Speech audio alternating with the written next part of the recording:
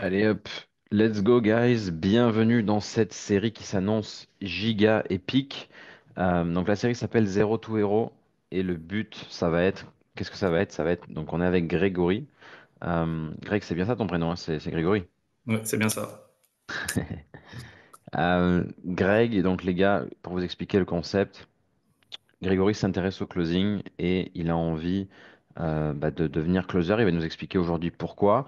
Et cette série, on l'a créée avec lui pour vous montrer que bah oui, c'est possible de démarrer de zéro, apprendre une nouvelle compétence, comme je vous le dis, en partant de zéro. Et vraiment, Greg n'y connaît rien au closing. Enfin, du moins, tu nous confirmeras ça. Et donc, le but de cette série, ça va être tout simplement de que je lui partage, entre guillemets, ma passion et mes compétences que j'ai en closing pour que lui, d'ici les prochaines semaines, il puisse à son tour trouver une offre, générer ses premiers milliers d'euros.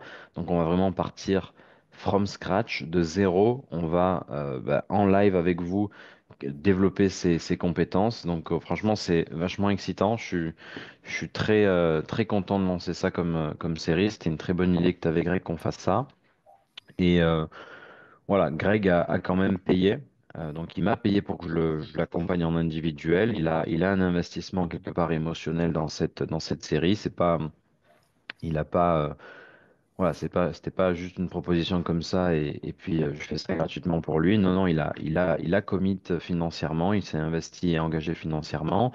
Il va être assidu, du moins je l'espère. Et donc, moi, son coach, ça va être de le mentorer pour que ça devienne un super closer dans les prochaines semaines et prochains mois. Jusqu'à là, est-ce qu'on est bon, Greg? C'est bon, je crois que tu as bien résumé la situation. Elle est cool. Du coup, je suis curieux.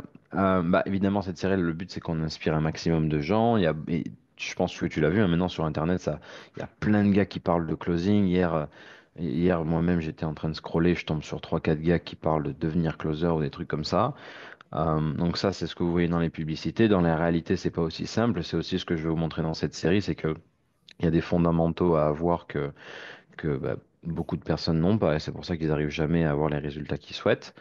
Euh, pour on pose des bonnes bases et qu'on comprenne d'où tu viens, Greg, moi je te propose que tu nous expliques un petit peu qu'est-ce que tu fais dans la vie actuellement, qu'est-ce qui fait que tu t'es intéressé au closing. Enfin, parle-nous un petit peu de toi, je suis curieux. Eh bien, écoute, bonjour à tous. J'ai 44 ans déjà et je suis salarié depuis à peu près une vingtaine d'années. Voilà, donc après, clairement, j'ai commencé à regarder sur Internet pour essayer de trouver une source de revenus complémentaires et forcément, je suis tombé sur des pubs sur Closing. Et donc, du coup, j'ai fait plusieurs démarches, j'en ai contacté plusieurs. J'ai été recontacté par la suite. Après, voilà, j'ai pas forcément accroché au discours et tout ça. Donc, et après, je suis tombé sur ta vidéo et puis voilà, quoi.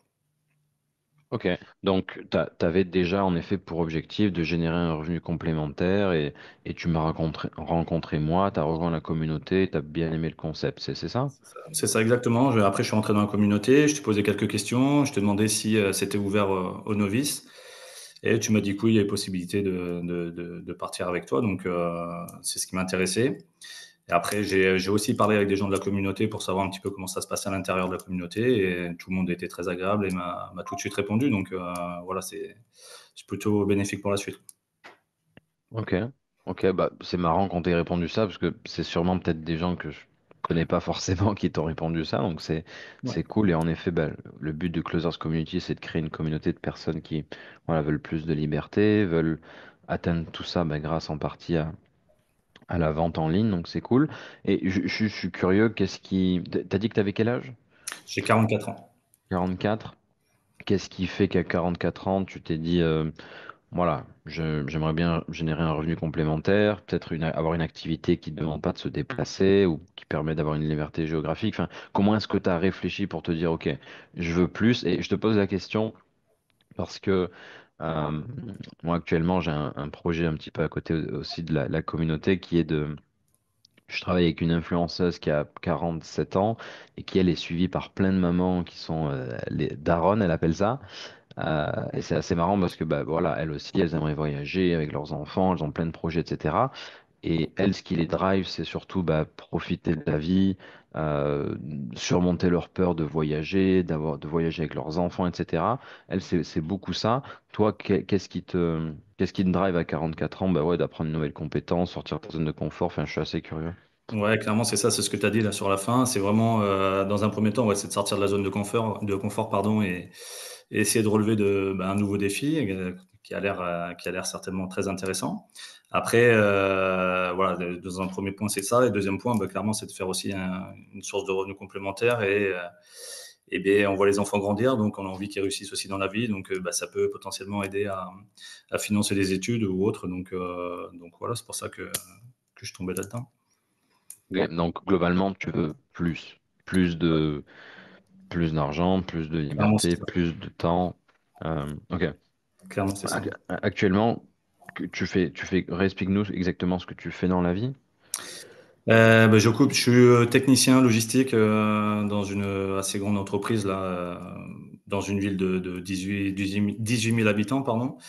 Donc voilà, j'ai une très bonne place. Enfin, voilà, je gagne bien ma vie, je vais pas à me plaindre, mais comme je te dis, après, on en veut toujours un peu plus. Et puis, je pense qu'à voilà, 44 ans, ben, c'est bien de sortir un petit peu de la routine du métro boulot dodo et c'est bien de voir ce qui se passe aussi ailleurs. Ouais. Tu bosses combien d'heures par jour? Enfin, juste qu'on voit déjà à peu près quand est-ce que tu vas pouvoir closer, à quelle heure et tout. Actuellement, à quoi ressemble ton planning? Explique-nous un petit peu. Mais là, le planning, il est assez chargé en journée. Soit alors je suis d'équipe du matin, je vais faire 7h, 16h30, ou alors je vais faire 9h30, 19h. Donc sur 4 jours. Alors après, oui, pour closer, je pense que ça serait le soir. Enfin après, à voir avec les futurs contacts si des fois ça intéresse quelqu'un. Mais du coup, ça serait surtout le soir ou le matin de bonne heure. Et après, je travaille pas le vendredi ni le samedi, je peux être disponible.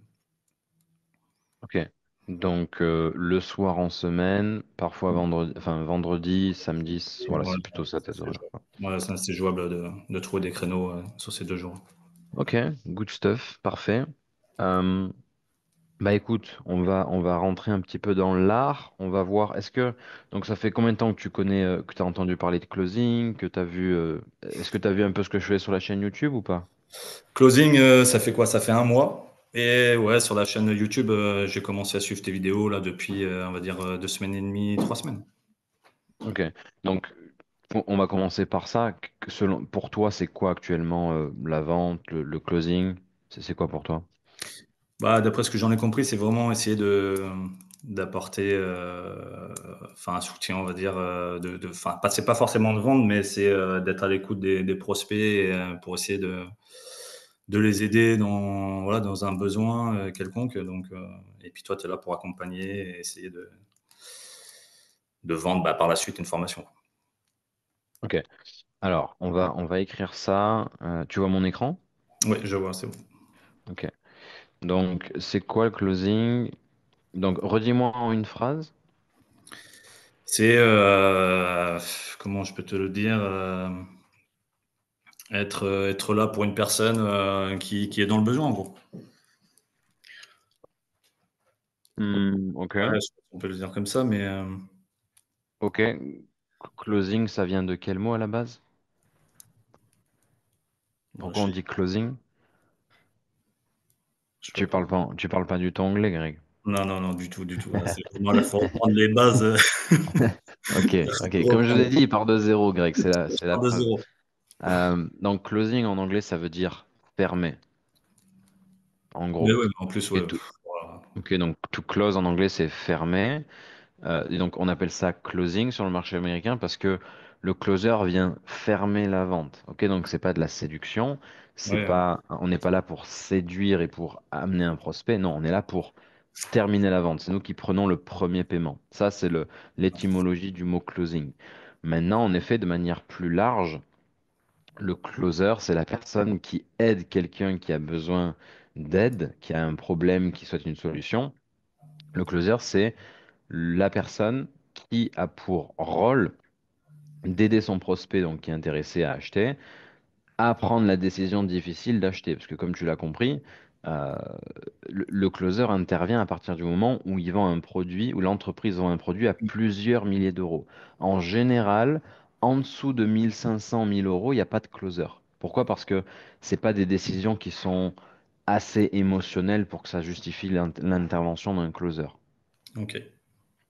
Donc, à partir en général, c'est à partir de 2 000 € et plus qu'on commence à avoir des closers. Ok, ça veut dire quoi? Ça veut dire que la probabilité que tu vendes un produit à 1 500 ou 1 000 €, à part si tu es sur une offre fitness avec un coach un peu débutant, ouais, ce sera à peu près peut-être 1 000 1 500 minimum que tu vas vendre ça. Mais sinon, en dessous de 1 000 €, c'est pas intéressant d'avoir un closer. Il n'y a pas besoin. Ça Ok. justifie pas ça. Quelqu'un peut prendre la décision tout seul de se lancer. D'accord. Donc voilà, minimum en général, tu vas vendre des produits à 2 000 € et plus. Euh, J'aimerais qu'on parle. Enfin, il y a des. Le problème, c'est que sur le marché en France, c'est un petit marché et il y a des formateurs qui s'amusent à inventer des concepts sur ce qu'est le closing. Je me souviens un jour, j'avais une petite qui m'avait rencontré via une publicité. Elle m'avait dit, ouais, je me suis lancé dans le closing. Et je lui avais dit, ok, c'est quoi pour toi le closing? Elle m'avait raconté un truc complètement what the fuck, rien à voir avec ce qu'on faisait.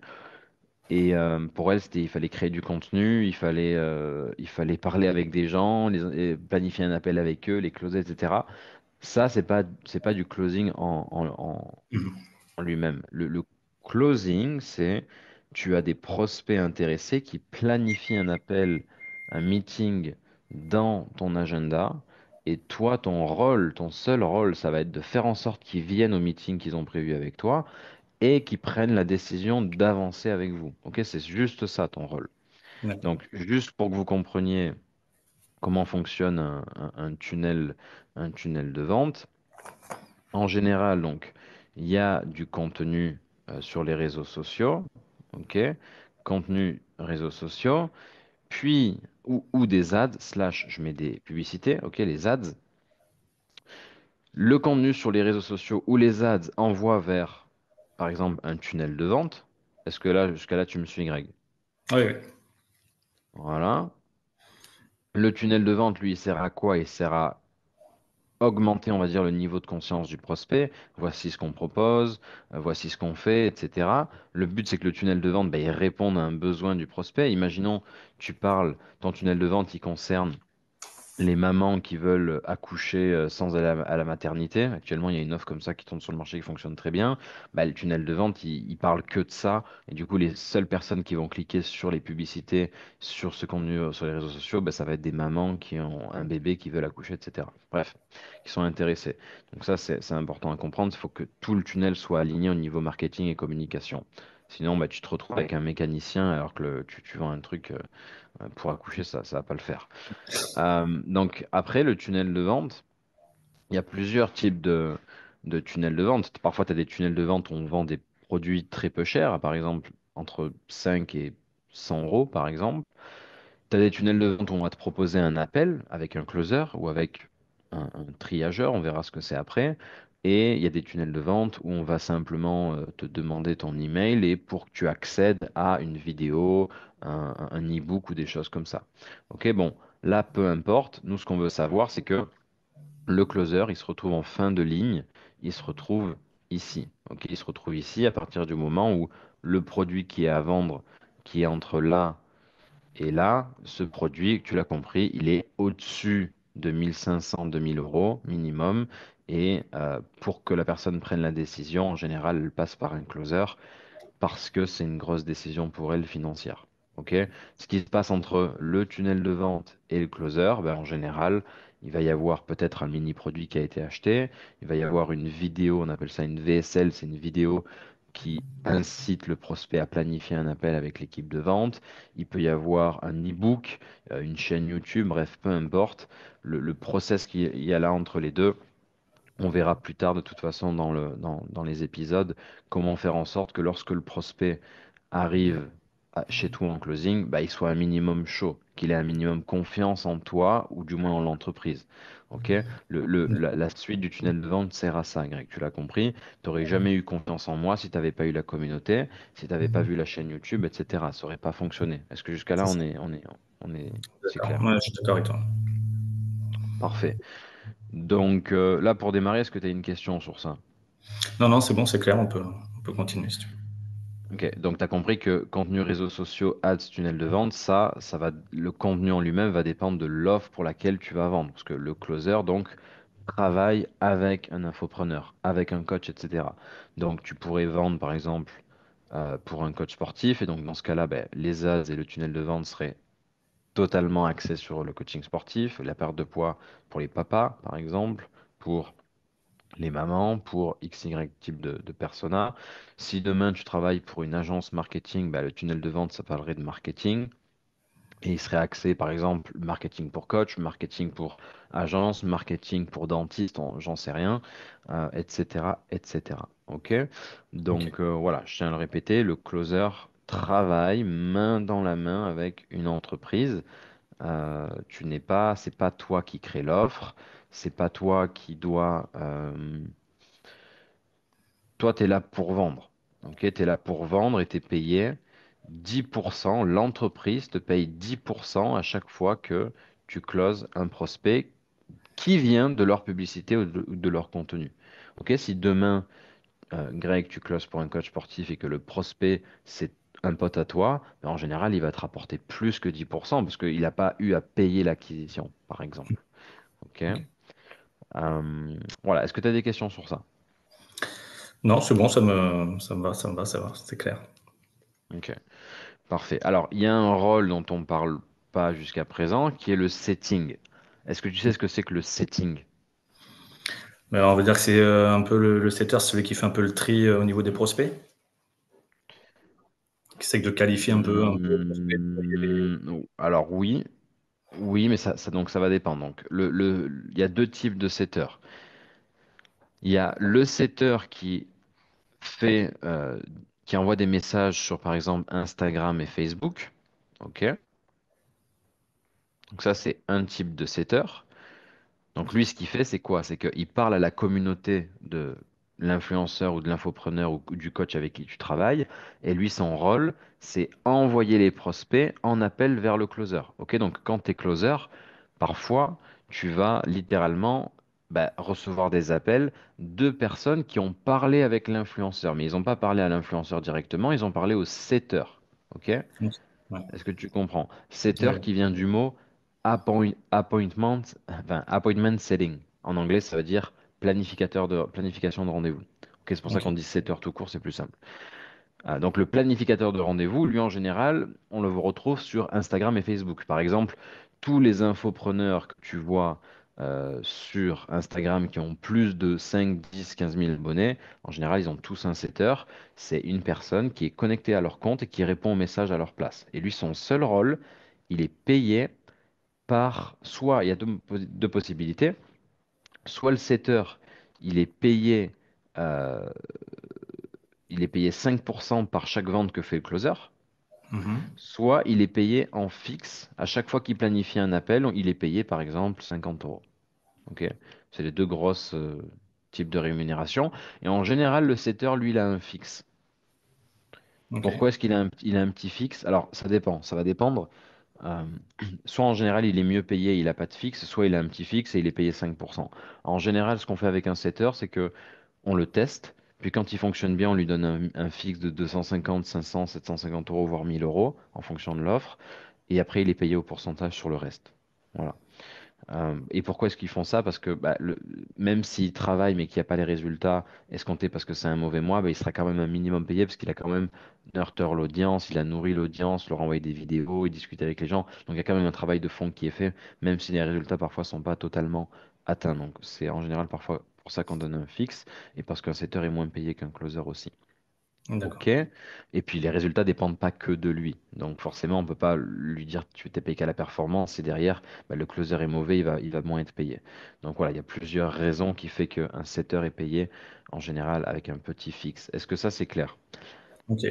Alors C'est moi, bon. par exemple, j'ai démarré par du setting. C'est-à-dire que à la base, j'étais coach, je devais trouver moi-même mes propres clients, puis j'ai dit ok, c'est quand même pas facile, donc je vais devenir assistant d'un coach. C'est comme ça que je suis devenu setter et j'étais payé 5% plus un fixe. Et j'envoyais les rendez-vous et les appels de closing au coach et c'est lui qui closait. Ok. Puis après, D'accord. je suis devenu closer. Et là, à ce moment-là, j'étais payé 10% par cash collecté. Alors, on l'a pas dit, mais c'est 10% sur chaque euro que tu fais entrer Ouais. dans le business. Donc, Ok. demain, imaginons que tu vends un programme à 3 000 euros, Greg. Ça veut dire que si tu as un appel de vente et que la personne à la fin te dit, OK, let's go, j'ai envie de démarrer, et qu'aujourd'hui elle paye 1 000 euros, eh bien aujourd'hui tu vas être payé 10% de ces 1 000 euros. OK, tu seras jamais payé sur du cash potentiellement prenable. Tu vas toujours être payé sur le cash qui est encaissé. Est-ce que ça c'est clair? Ok. Ouais. Est-ce que tu es lié par un contrat avec l'entreprise là ou c'est vraiment Ouais, alors en général, oui. Moi, mon premier infopreneur, non. Chez qui j'étais setter, chez qui je suis devenu closer, j'avais pas de contrat. Ensuite, j'ai eu un contrat chez mon deuxième infopreneur qui m'a permis de gagner bah, et faire ma carrière en closing. Parce que en fait, il me finançait aussi du coaching, donc il investissait en moi. Donc, on avait comme contrat que je travaillais avec lui, étant donné qu'il avait investi en moi. Donc, j'avais un contrat d'exclusivité avec lui, ce qui m'allait. Et dans tous les cas, même s'il n'y a pas ça, oui, en général, tu as un contrat qui dit, voilà, Greg va travailler en moyenne X heures par jour, les tâches qu'il doit faire sont X, Y, Z, et il sera payé 10% par cash collecté sur ça, et excuse-moi, voici les incentives qu'il a en fonction des scores qu'il atteint. Par exemple, s'il fait 5 ventes, il a tel bonus, s'il fait 10 ventes, il a tel bonus, etc. Voilà. d'accord. En général, quand tu as un bon manager, tu as des incentives qui font que tu es motivé à aller chercher plus parce que tu es plus payé. T'es plus payé quand tu fais plus de ventes, quoi. OK? Ok. Donc, il y a un contrat sur ton job en mode j'ai un contrat pour dire que je suis payé X% par vente. Et parfois, il y a un contrat de non, on appelle ça un NDI, je crois, Non-Disclosure Agreement. Ouais, un NDA, je crois que c'est. Non-Disclosure Agreement qui, lui, en anglais, veut dire un contrat de non-divulgation des informations de l'entreprise. Voilà, parfois, tu peux signer ça, certaines entreprises te le font signer. Ok. OK. Ok. Voilà, voilà. Après, Donc, ouais, juste une petite question, Valentin. Du ouais. coup, est-ce que pour commencer, c'est pas mieux de commencer par le setting pour faire les Bah, premiers petits appels comme ça, je sais pas. oui, techniquement, tu peux démarrer par le setting, voire même c'est mieux de commencer par le setting, comme ça tu vois ce que ça fait de parler aux prospects, etc., etc. Tu vois un peu le processus de vente, tu envoies les prospects vers le closer, et puis après tu te mets au closing. Techniquement, c'est plus logique de faire ça. Après, c'est pas obligatoire non plus. Ok. C'est pas obligatoire non Ouais. plus. Ça dépend de plein de choses. Le setting, c'est plus flexible. Par exemple, moi, j'ai un client à moi qui est steward, donc il est serveur. Enfin, vous savez ce que c'est que steward comment on appelle ça pour les femmes? Hôtesse de l'air.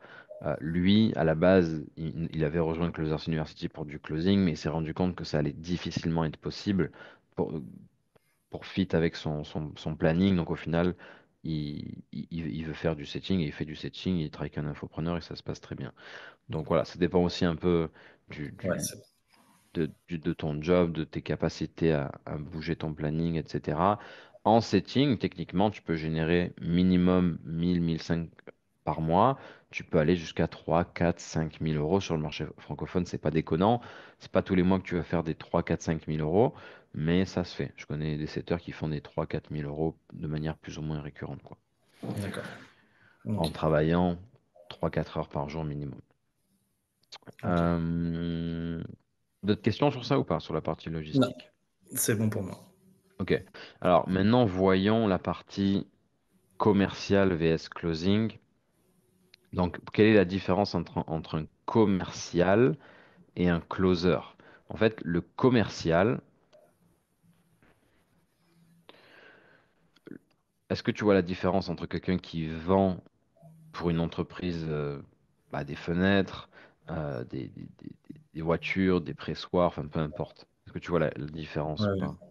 Oui, je vois. Ouais, Bah, après, quelle est la différence selon toi? le commercial il est vraiment là pour vendre, lui, il faut qu'il vende absolument. Après, le closer, il est plus dans l'accompagnement et voilà, aider plus une personne qui est dans le besoin. Bah, Enfin, ton après, prospect, quand tu vends des panneaux solaires, il est aussi dans le besoin. ouais. Ton prospect à qui tu vends des gouttières ou une cheminée, il est aussi dans le besoin. Il a besoin de se chauffer, il a besoin de fenêtres double vitrage parce qu'il a froid, etc. Mhm. Quelle est l'autre donc différence entre un commercial et un closer, selon toi? Hum, Commercial, après, je sais pas, après, est-ce que le Et je te- commercial a besoin, enfin, il doit être en présentiel, lui, non, forcément, non? Il doit aller chez les gens, enfin, il y a ça aussi. Non, pas Non, forcément. tu peux être. Bah, il y a des commerciaux qui te vendent, tu sais, des assurances vie, Ouais, qui ouais, t'appellent remarque, pour ouais. te vendre. Il y a des courtages en assurance. Moi, par exemple, je coach des commerciaux sur ouais, de l'assurance vie, des Ouais, agents c'est vrai. IMO. Mmh. Bon, les agents IMO, ils ont besoin de se déplacer, mais bref, ouais, non, tu peux ne pas te déplacer en étant commercial. Donc, quelle est D'accord. la différence plus intrinsèque sur le métier en lui-même? Tu l'as pas? Non, là, je l'ai pas, je vois pas. Ok, donc tu vas voir, ça va faire du sens. Donc le commercial, il vend un service ou un produit, ça t'as compris. Ouais. Alors que le closer, certes, il vend un service de coaching, certes, il vend parfois un produit, mais dans tous les cas, il vend une transformation. Ah oui, ouais. Ok? Mmh. Ouais. Il vend un changement d'état d'être à son prospect. C'est-à-dire que quand tu es commercial et que tu vends une assurance vie à un prospect ou une gouttière ou des fenêtres double vitrage nouvelle génération, ton prospect n'a pas à changer. Il peut rester comme il est, bref, il n'a pas de Oui, changement à faire sur lui-même. oui. Alors que le closer, il va devoir aider son prospect à se transformer. Ok, il doit changer la perspective de son prospect. Ok, parce Mmh. que c'est en changeant la perspective de son prospect que son prospect va se dire, ah ouais, en fait, non, j'ai vraiment besoin d'aide. La manière dont je prends mes décisions fait qu'aujourd'hui, j'ai la vie que j'ai actuellement. C'est 100% moi qui suis responsable de ça. En effet, j'avais pas vraiment vu les choses comme ça. Ok, donc il y a une transformation, il y a un changement de perspective en closing. D'accord.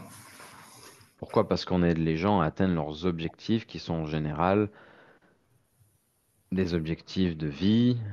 Ils sont là, ils veulent aller là. Bah, il faut creuser le gap et le gap, il n'y a que toi qui peux le créer à la fin de la journée. Enfin, il n'y a que toi qui peux le combler.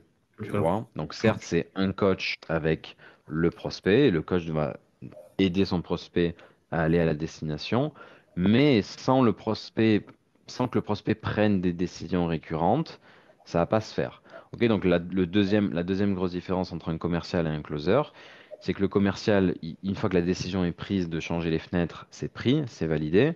Le closer, enfin, dans le closing et dans la transformation du coaching, vu que c'est du coaching transformationnel en général qu'on vend, bah, le prospect, durant tout le programme, il doit prendre des décisions.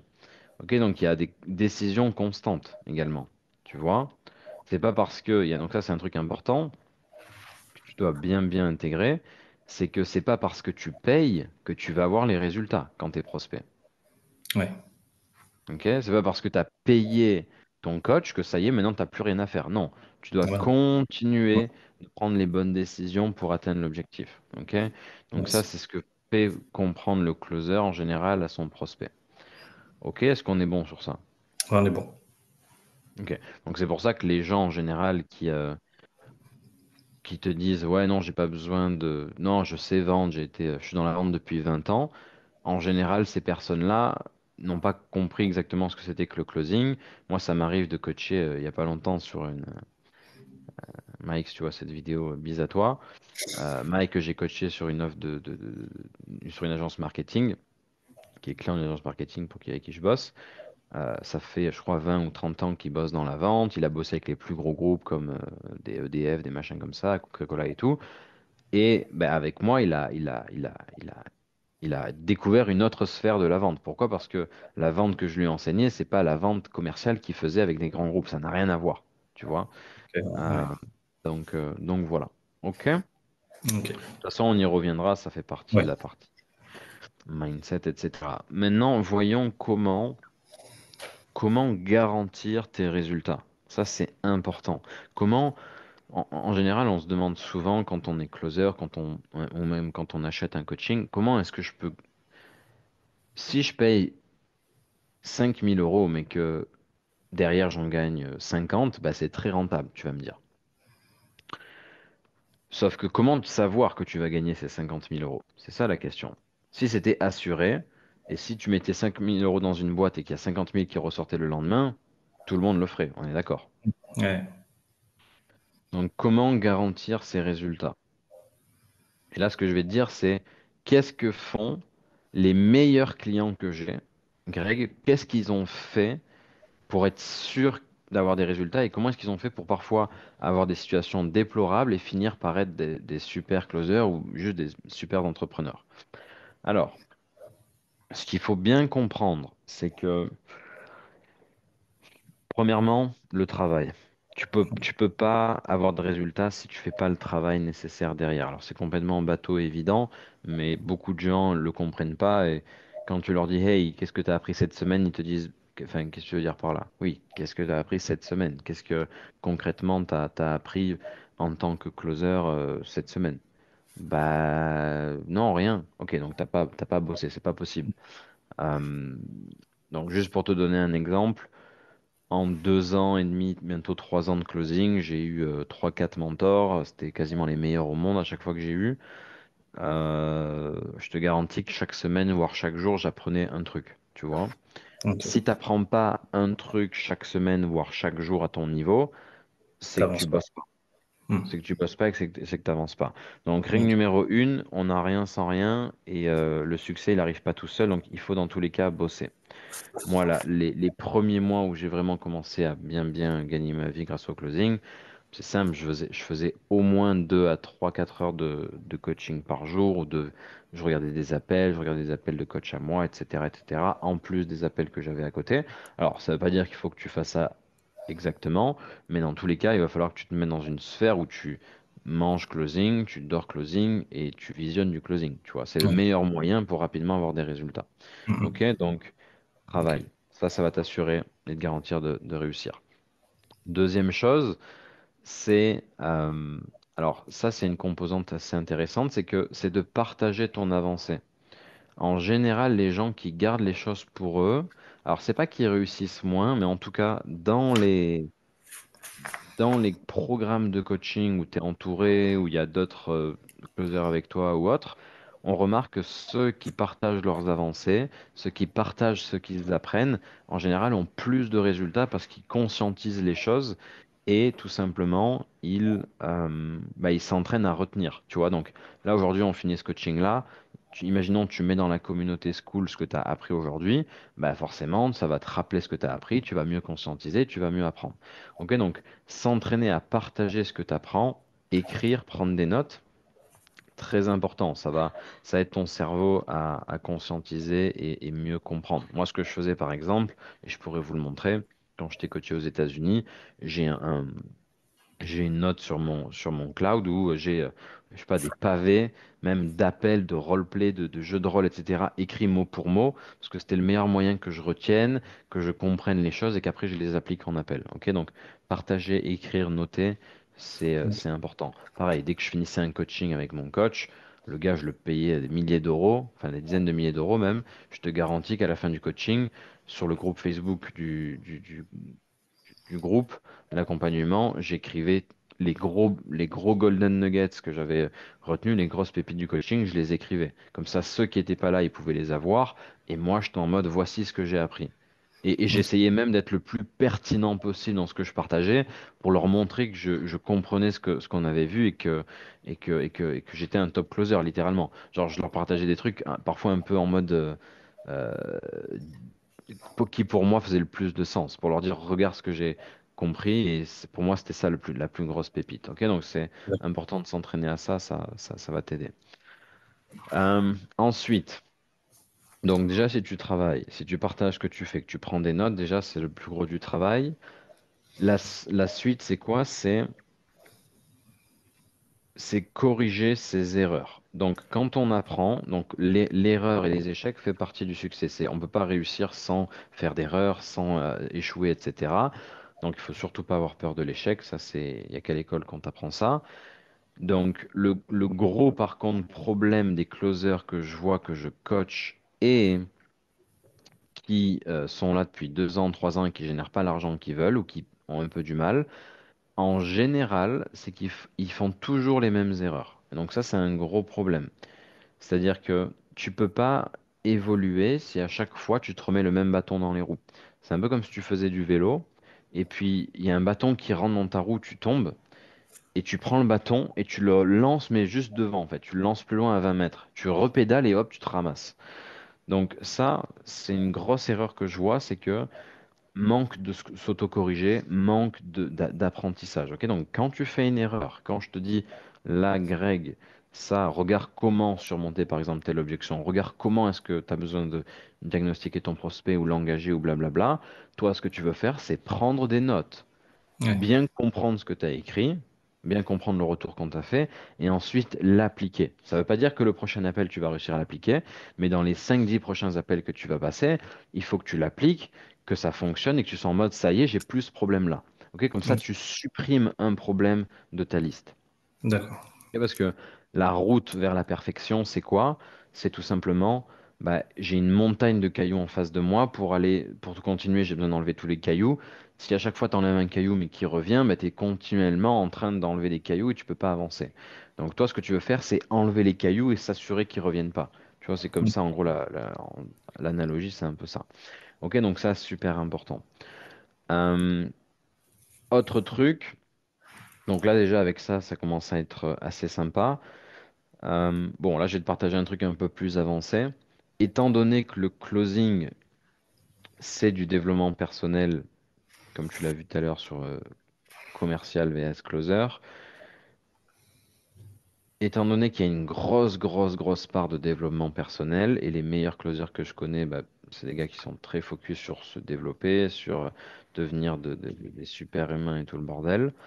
Il y a une grosse notion de congruence. Ça veut dire quoi? Ça veut dire que tu peux pas donner des conseils à quelqu'un si toi-même tu le fais pas pour toi. Par exemple, tu peux difficilement dire à un prospect, écoute, tu as besoin de sortir de ta zone de confort, je sais que c'est inconfortable, mais c'est ce dont tu as besoin.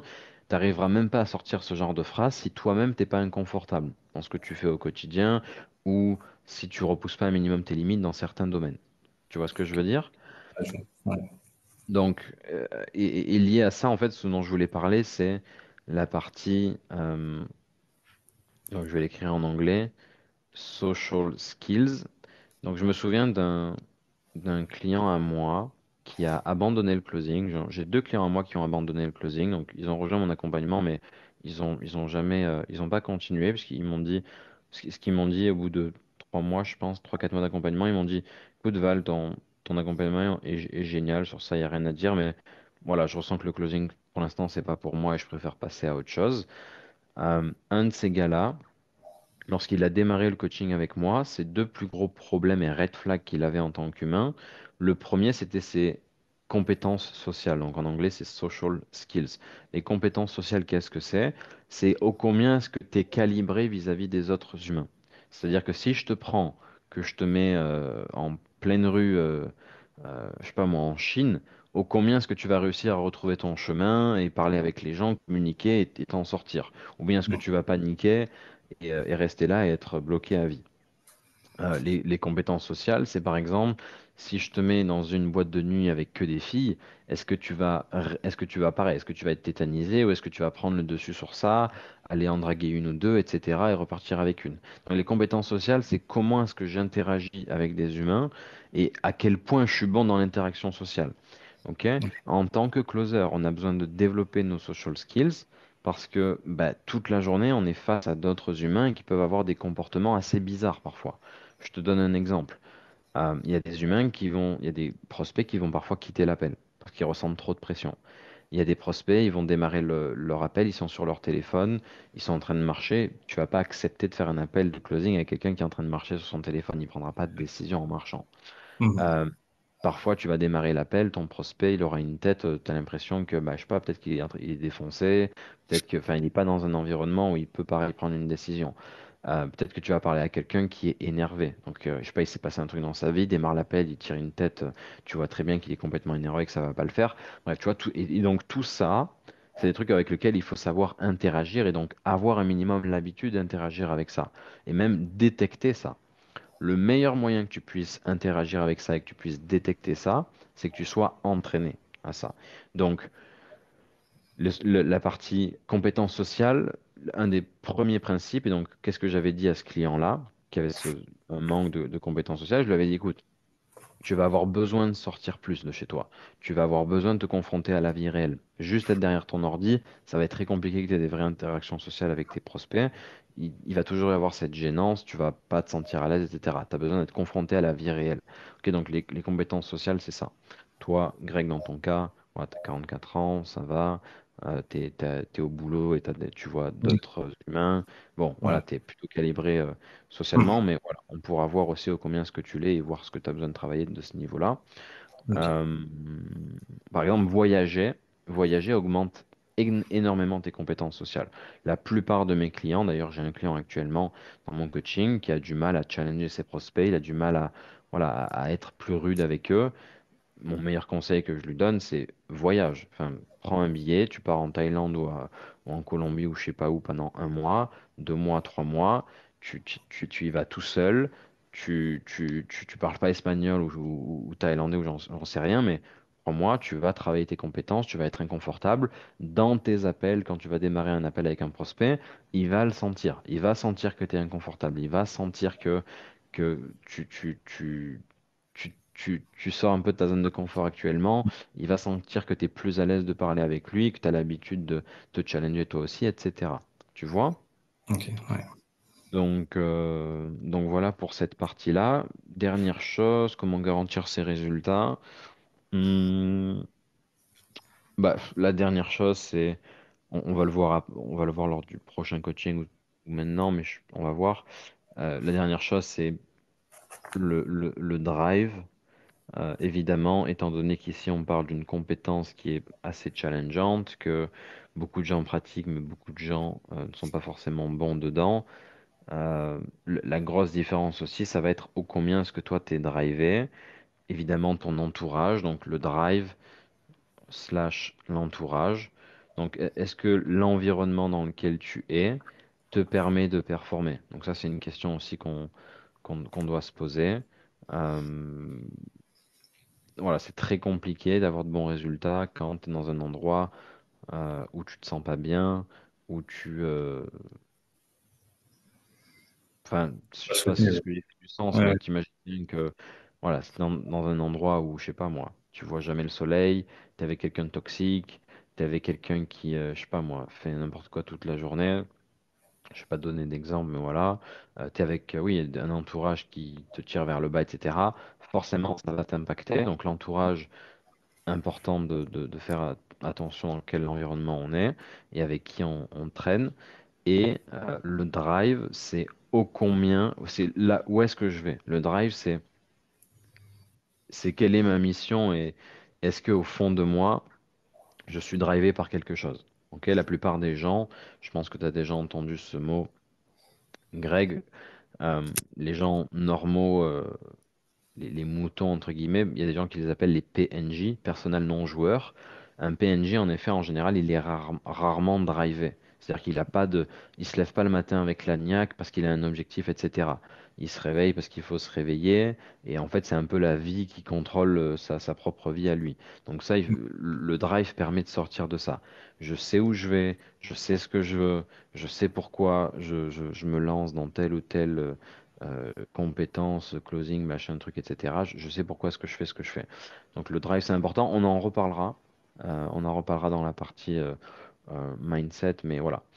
Ok. Euh, ouais, savoir pourquoi est-ce qu'on fait ce qu'on fait, ça aide, parce que sinon ça n'a pas trop de sens, tu vois. Euh, voilà.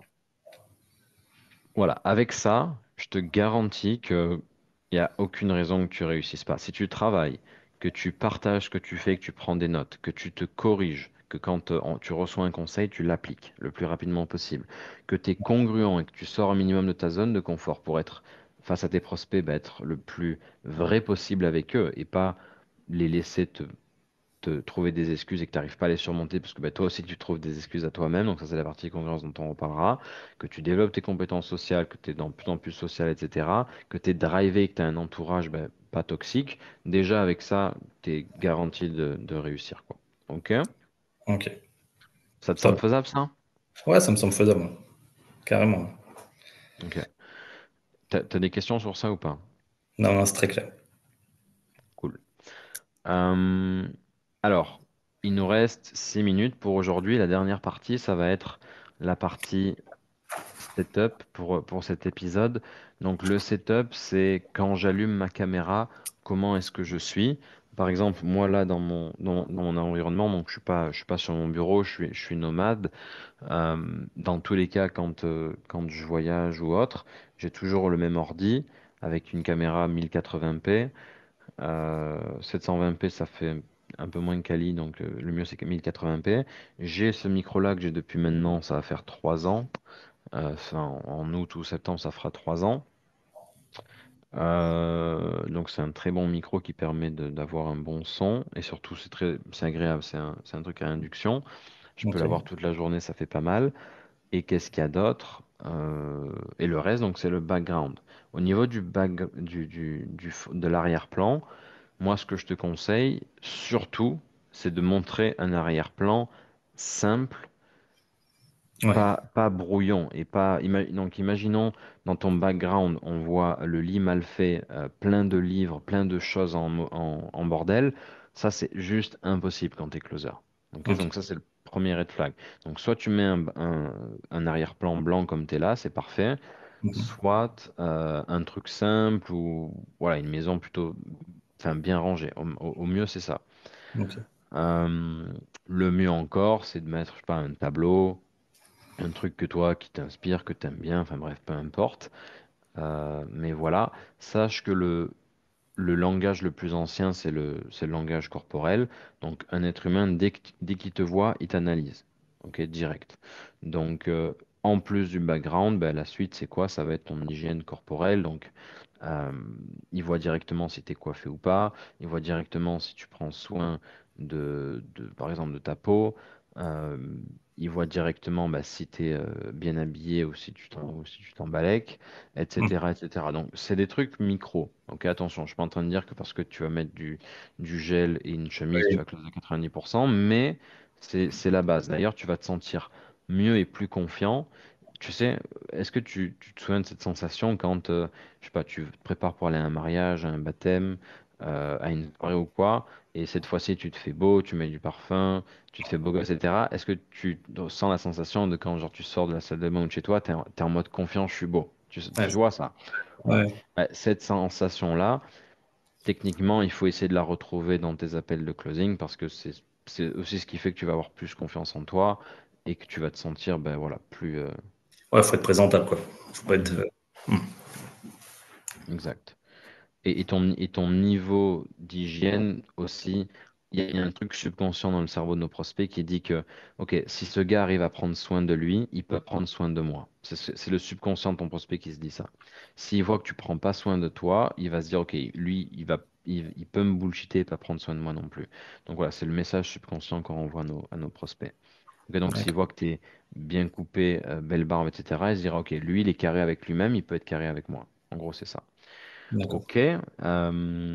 Voilà, ben, là, comme tu es là, c'est parfait, le background et tout. D'accord. Alors, juste petit truc, micro, mais je te le dis quand même. Ouais. On, on évite toujours d'avoir la caméra trop haute. Ok, mieux vaut que le prospect voit ça, tu vois, qu'il puisse voir mes mains, Ouais, ok. qu'il puisse voir que ça, tu vois. Ouais, Genre, ouais. je m'amuserai pas à closer comme ça. Pourquoi? Parce que le subconscient de ton prospect se dit, ok, Greg, peut-être qu'il cache un truc en bas, tu vois. Ok, d'accord. C'est con, mais c'est ce que ton prospect peut se dire, tu vois. Ok. Ouais, ouais. Donc on va toujours essayer d'orienter sa caméra comme ça, il voit nos épaules, il peut voir nos mains, et puis voilà. Ok. Ok. Bah écoute, on est bon pour ce premier épisode. Comment est-ce que c'était? Ben, écoute, pour moi, c'était parfait. J'ai déjà beaucoup appris. Donc, hâte de voir la suite et puis Ouais, d'avancer.